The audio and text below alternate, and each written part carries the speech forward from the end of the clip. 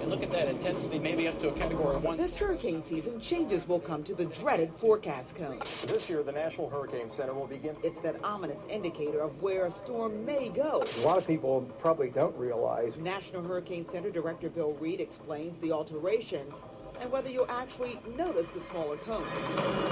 Fortunately, each year, almost each year for the last 2 decades, we've made a 2 to 4% improvement on the running average of the track scores.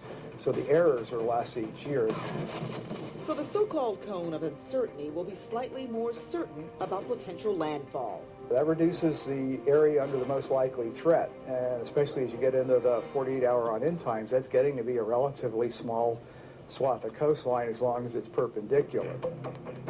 The forecast advisory is how the National Hurricane Center communicates to you. Really little has changed for us here. Through meteorologists, the latest on a hurricane's intensity and whether you need to batten down the hatches.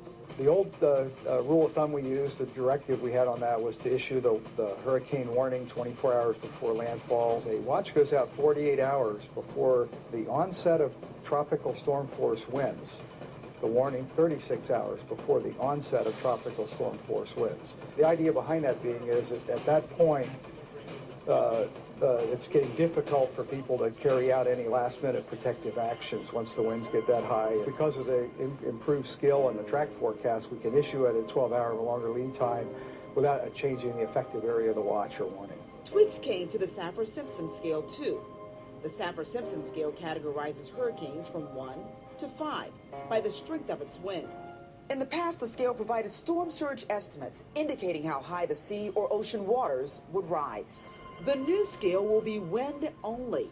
Storm surge will be handled separately because 16-foot storm surge in Key West will be quite different than the same storm surge height if it occurred in Daytona Beach, even if the winds were exactly the same.